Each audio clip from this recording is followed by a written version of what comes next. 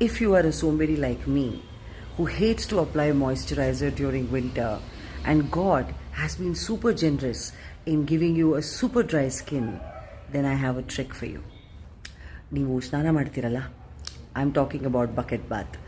ಆಗ ಲಾಸ್ಟ್ ಚೊಂಬು ಹುಯ್ಕೋತಿರಲ್ಲ, ಅದರಲ್ಲಿರೋ ನೀರಿನ ಕ್ವಾಂಟಿಟಿ ಮೇಲೆ 5 ml 10 ml ಬಿಸಿ ನೀರಲ್ಲಿ ಆಫ್ಕೋರ್ಸ್ ಕೊಬ್ಬರಿ ಎಣ್ಣೆನ ಹಾಕ್ಬಿಟ್ಟು ಚೆನ್ನಾಗಿ ಮಿಕ್ಸ್ ಮಾಡಿಬಿಟ್ಟು ಅದನ್ನು ಮುಖದಿಂದ ಕಾಲ್ವರೆಗೂ ನೀಟಾಗಿ ಹುಯ್ಕೊಳ್ಳಿ. Make sure the water spreads throughout your body.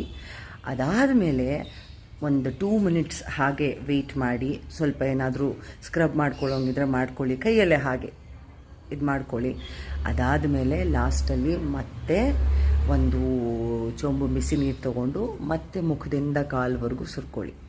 So ಎಷ್ಟು ಎಣ್ಣೆ ಬೇಕೋ ಬಾಡಿಗೆ ಅಷ್ಟನ್ನ ಎಣ್ಣೆ ಅಬ್ಸಾರ್ವ್ ಮಾಡ್ಕೊಳ್ಳುತ್ತೆ, because it is hot water and your pores have also opened.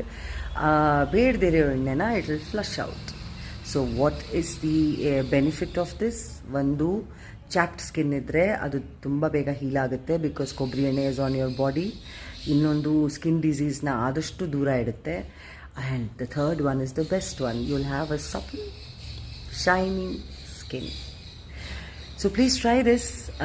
ಇದನ್ನು ನಾನು ನಮ್ಮ ಅಮ್ಮನಿಂದ ಕಲಿತೆ, ಬಿಕಾಸ್ ಐ ವಾಸ್ ಅ ಸೋಂಬೇರಿ. ಐ ಆಮ್ ಸ್ಟಿಲ್ ಅ ಸೋಂಬೇರಿ. I hate applying moisturisers.